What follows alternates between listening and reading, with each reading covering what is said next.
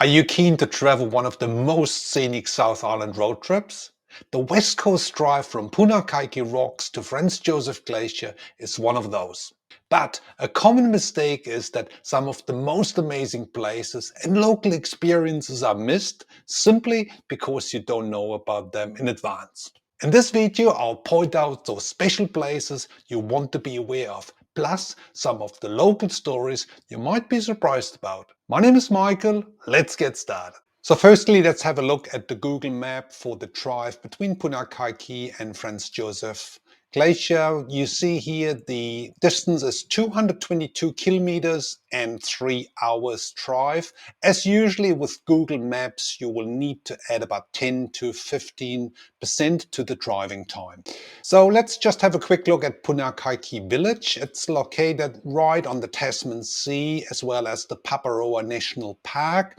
It's a tiny village actually. It's only about 70 permanent residents, but the scenery is simply stunning. A couple of important points to point out for Punakaiki is accommodation options are limited, as well as there's no petrol station and no supermarket, so you need to be prepared when you arrive in there. But there's a vast amount of walks and hikes in the area I just want to briefly touch down before we move further south. I also have done another video from Nelson to Punakaiki which explained that northern part a little bit more in detail. So let's have a quick look on those really stunning walks around the Punakaiki region. Just a few kilometers north is the Truman Track. The Truman Track is a really beautiful little walk. It's not far away. It's about 5 kilometers north of Punakaiki, so you can easily, either when you travel into Punakaiki or the next morning, you can actually have a look and do this walk down the beach. The other track I want to highlight here is the Pororari River Track. It's located right on the northern end of Punakaiki village. And it's basically surrounded by huge limestone cliffs, and it's an easy walk, flat, very well maintained, but you get a really good sense of the local bush, lots of fern trees, obviously, lots of 𝗏𝗏𝗃𝗃𝗃𝗏 palms. It's the only New Zealand palm. So this is a really good option for a little bit of an hour or so, but there are kayaking options. You can rent a kayak to going up and down that river. So a quick word on accommodation options. As I mentioned before, they're quite limited. Most of them are located here in the northern part of the village, plus also down south here, south of the Punakaiki Rocks walk is the hotel, as well as Hydrenia cottages, which is on the southern end of the village, Punakaiki village. But here's the next major attraction where everybody really comes for, is the Punakaiki Rocks walkway. So the Punakaiki Rocks blowholes are obviously the pancake rocks, so to say, are obviously the major attraction here. My recommendation is if it's possible for you, come at high tide, because then those kind of waves coming in, splashing up the rocks are much more impressive. It's a fairly short walk. You can do it in kind of like 20 minutes or so. It's very well maintained and it's right in the center, opposite the information center. So when you look at the map here, you see that Punakaiki Rocks walk, and you see the information center, which is located on the other side. There's also a car park. Interesting enough, this information center is currently rebuilt. It's opened up with a brand new development. Plus they will have actually an interactive multimedia center, which is opened about at the end of 2024. Time of recording here is in July, so it's not far to go. As I mentioned before, the shopping options in Punakaiki are very limited. In general, you also need to be aware that the road, especially coming from north towards Punakaiki, it's quite windy. So usually the speed limit in New Zealand is 100 kilometers per hour. But for that stretch of the west coast, you might not reach that. So plan a little bit extra time. Again, I have another video coming from Nelson down to Punakaiki. So if you're into nature and scenery, I really recommend to stay a couple of nights in the region. There's another really highlight I love is going in the southern part, going actually towards the Punakaiki River. And there's actually a swing bridge you can connect to the 𝗏𝗏𝗏𝗏 National Park and the inland pack track. So here's the swing bridge over the Punakaiki River, heading on to the other side. This is an amazing location, native forest, as I mentioned before, Punakaiki and the 𝗏𝗏𝗏𝗏 National Park, it's all here. Crystal clear waters, it's just an incredible sight. Highly recommended to do this walk. You can go for an hour or two, whatever you like. It's basically you're coming back to the same location. There's a good set of local facilities, public toilets, also car parks, so it's all very well signposted, top-notch facilities. Now you will traveling further south and along the road. That's pretty straightforward, it's a straight route. Here's an interesting little place. It's called Barrytown. And there's a couple of things you might want to be aware of. One of them is the Golden Sand horse and wagon tours. So I would imagine it's quite a fun tour, especially for families, to go on the beach with a 𝗥𝗲𝗽𝗀𝗃𝗃 horse and a trailer and really experience this stunning region with gorgeous beaches from a local's perspective, get some stories told, meet the horses, of course. But this is maybe something you want to be aware of. Again, it's often missed, those kinds of attractions, so that's the reason I want to include this. Obviously, if you don't want to do the horse tours, you can still go down to the beach. So here are some pictures taken from the beach, on the beach and around that area. There's nothing changed. So if you continue south of Barrytown, you come to an interesting tour option, which is called the Barrytown knife making. So this is basically a place where you can do a tour, a day tour, and make your own knife. It's an affair which has become very popular for people. Obviously, you need a little bit more time, but it's from the word go. You design, create, manufacture your own pocket knife, and yeah, it's become kind of a really well-known thing to do for people, again, with a bit more time because you need a full day. So when you're traveling further south, you see that the road now really hits directly the coastline, and there you got some amazing viewpoints. Here's one of them, and I really would encourage you to stop as much as you can. There are some car parks along, and you, depending on the tides, you need to be aware of the tides, low tide, high tides, of course. But there's a lot to discover, like the starfish, there's some seals, rock formations. It's just a paradise for photographers, for nature lovers, and simply just for sightseeing. There are also a number of really cool walks around in this area: 9 Mile Creek, 12 Mile Creek, one of them, 10 Mile Creek as well.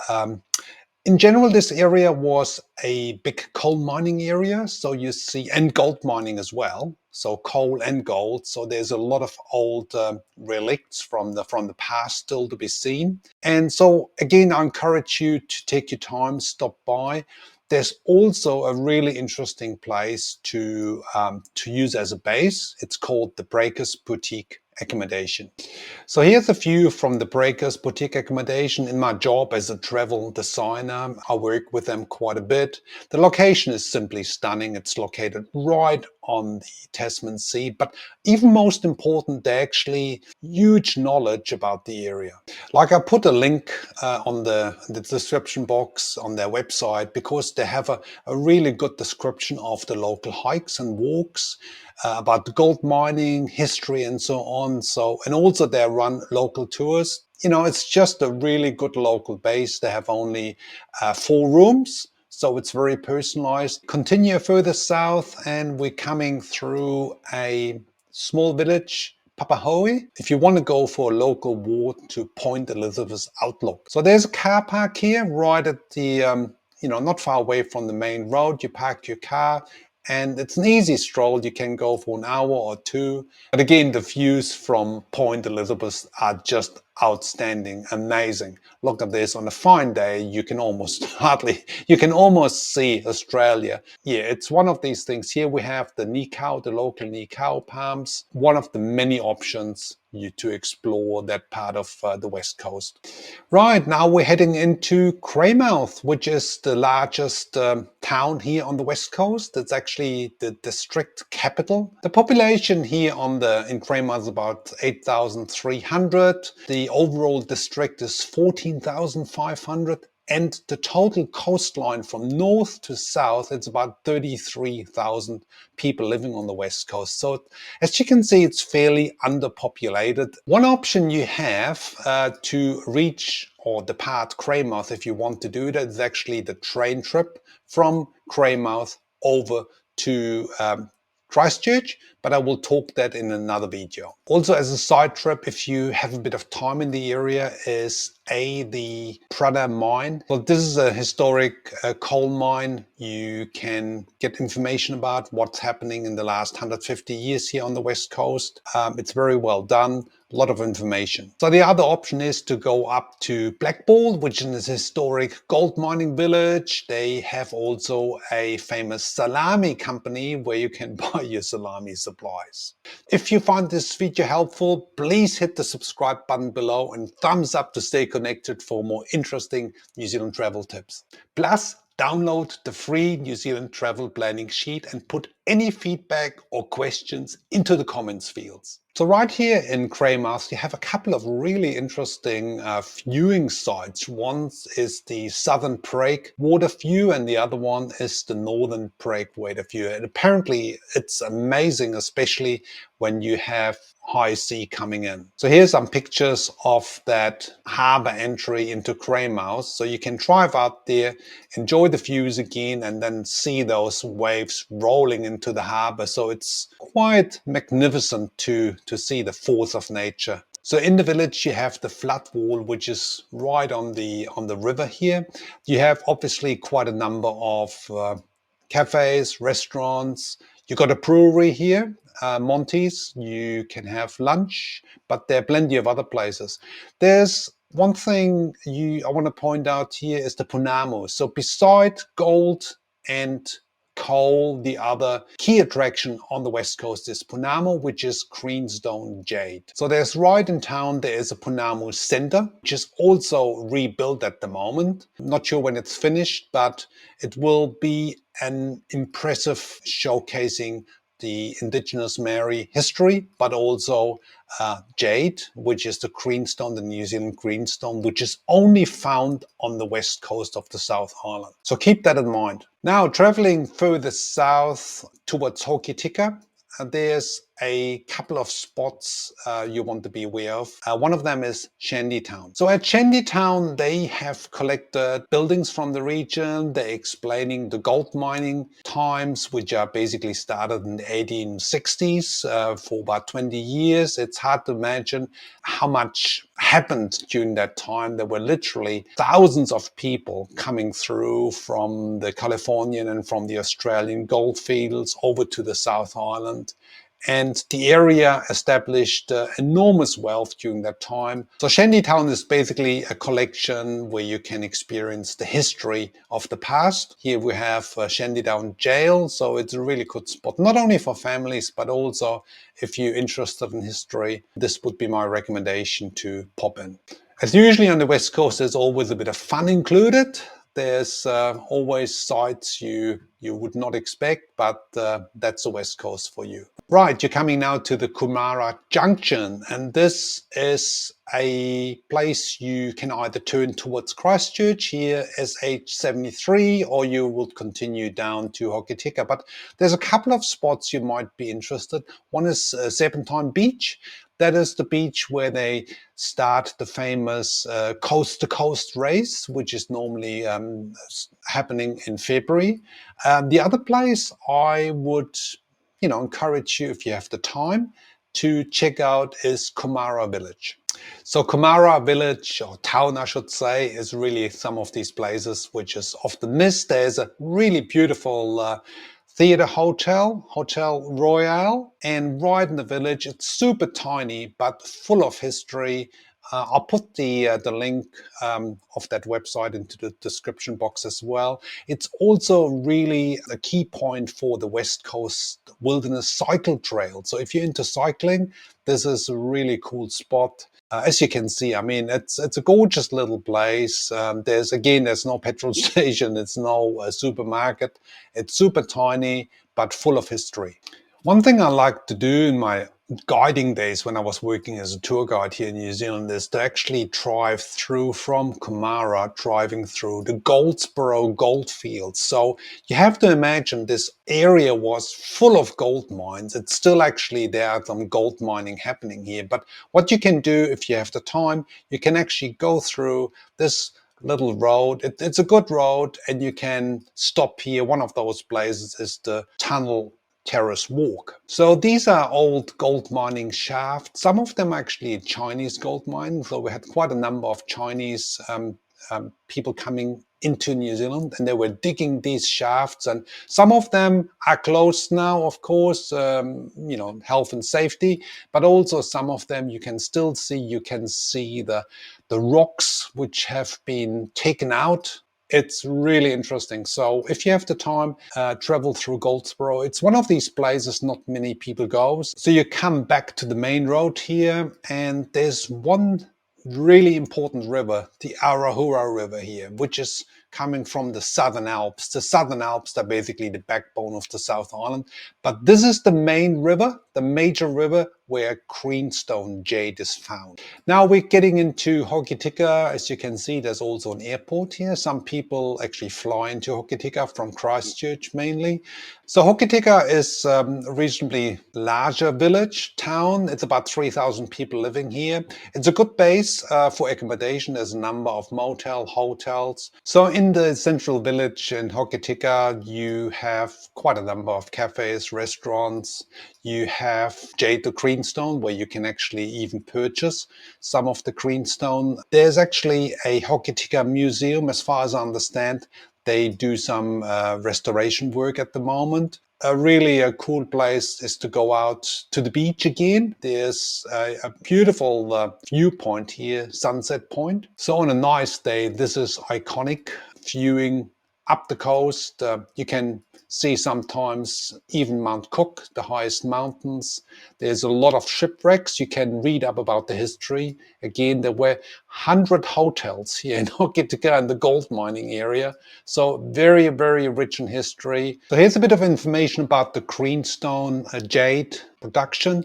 In these shops in Hokitika, you can actually watch the artists producing a piece, and those are beautiful. It's a very, very hard material. So they're using diamond drills. So this is what Hokitika is famous for beside the gold in these days. There's still some gold mining happening in the area, but it's the jade, the greenstone, where many visitors come through and want to purchase maybe a souvenir for going back home. So now heading out of Hokitika village, going further south, there are some options in respect of a side trip. You could head over to Lake Canary, which is, an hour's drive or so. There's actually a loop drive. There's a couple of walks, Dorothy Falls.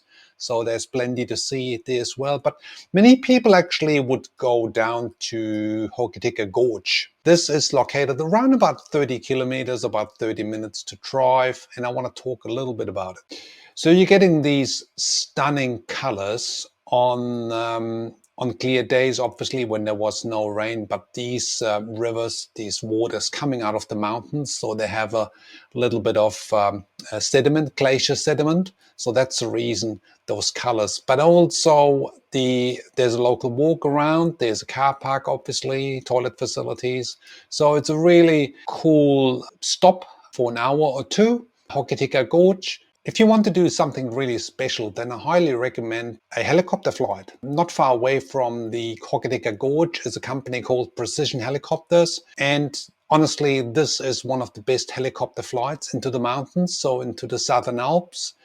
It's a once in a lifetime, I'd say. I've been there a couple of times. With a landing on the ice, it's lesser known than down south in Forks and Franz Josef, but the scenery is simply out of this world. Heading further south, we're coming into yet another historic village. It's called Ross. and I highly encourage you to stop there. Again, it's a tiny little village. There's a really cool information center. Here's some pictures of the local hotel. Again, gold mining. Look at that gold nugget. It was actually the largest gold nugget ever found on the west coast, at least. I'm not sure about New Zealand, but this is a, going back in time, basically. There's a little souvenir shop. Then just behind the information center is actually the historic Ross Goldfields walk. This is an easy one. You just park your car and start walking. You can do the whole trek. You can just do an hour or so. But there's also an old cemetery. And the interesting part of that cemetery is that they used to bury their people standing. So it's totally different. So it's one of these quirky things. A lot of information about the gold mining here, how large it was. You get a kind of an idea of these maps. How many thousands of gold diggers were at work here in this area. And you still see, wherever you go, you see little historic places, like even the old tunnel and old equipment, etc. So Ross, very well worth a stop. So by now you're probably asking yourself, how much more is there to see in 3 hours or 222 kilometers? But let's continue. We are heading not too far from Franz Josef, but there's still a few places I really want to point out. One of them is 𝗏𝗏𝗃𝗃. Tiny little place. It's a stop. There's a cafe place, but also there's a memorial for Guy Menzies. So Guy Menzies was a pilot which made the first flight from Australia over to New Zealand in 1931. So, and he landed here in 𝗏𝗏𝗃𝗃, and apparently in the village there is some information about it. There's also a replica of the plane. So, but it just tells you these places, 𝗏𝗏𝗃𝗃, which seem to be, so underpopulated, they're full of history, full of experiences. And if you open your eyes and you stop here and there, you really find real treasures.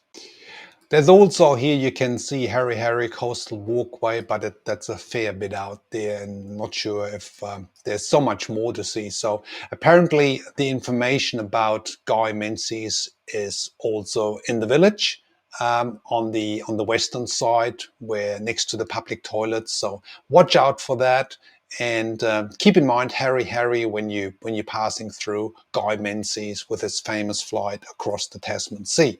Now heading further south, we're heading over Mount Hercules. It's a bit of a windy one. I remember that in my old bicycling days. It's quite a couple of hills, but yeah, it's pretty straightforward with a car. We pass over the Whataroa bridge. Just after the bridge, here's an interesting gallery of a famous photographer. You might want to pop in there. Some amazing photography mainly focused on the local area, on the glaciers, on the beaches, on the forest. So stunning photography by 𝗏𝗏𝗃𝗃. I hope I'll pronounce it right, but yeah, it's one of these spots you want to be aware before you head actually into the village. So once you arrive in Whataroa, again a tiny little place, you really want to do the White Heron tours. Highly recommended. The best time to go on these tours, it's between September and February. There's not only the very rare white heron, New Zealand white heron, but also a number of other birds like the spoonbill birds, and here it's the bellbird. So for nature and bird lovers, the White Heron Sanctuary tours are really the great place to be and to do the tours. So with the White Heron Sanctuary tours, you're heading into the northern part of the Okarito Lagoon. It's actually not the Okarito Lagoon, but it's the northern part, and they're going with a jet boat down the river and up the river again. So this is a nature reserve which you have no access to. So the only way to go into that area is with a jet boat trip with White Heron Sanctuary tours. So once you depart Whataroa, it's only another 35 kilometers or 30 minutes drive to Franz Josef. One of the key attractions on Franz Josef, not only the glaciers, but also here's the Okarito Lagoon. I've done in my previous video from coming up from Wanaka, I pointed out things to do like the kayaking, like the boat trip, like there's some local walks. But again, my recommendation is to have a couple of nights in Franz Josef. Plenty to do, plenty to see. So Franz Josef has a number of accommodation options. Most of them are located right in the village on the northern side of the 𝗏𝗏𝗃𝗃 River. There are some further up north, about 10-15 minutes north of the village, some guest houses, some cottages, etc. But there's quite a range of restaurants in the village. There is a wildlife center. I touched on that with my previous video coming up from Wanaka. But the main thing people want to do and to see is the glacier. So there's heli hiking options you can do from Franz Josef with a Franz Josef Glacier guides, but there's a number of other activities and sites and tours. So I probably will do another dedicated video on Franz Josef Glacier things to do. As a summary, there are many options and places to stop on the drive from Punakaiki to Franz Josef Glacier. My key advice is to take your time and plan at least 2 nights for each location. Then explore in more detail and have a fabulous holiday experience on the west coast of the South Island. Check out my other New Zealand road trip video playlist in the description box below. Plus, download the free New Zealand travel planning sheet and put any feedback or questions into the comments fields. If you find this video helpful, please hit the subscribe button below, thumbs up to stay connected for more helpful New Zealand travel tips. See you in the next video.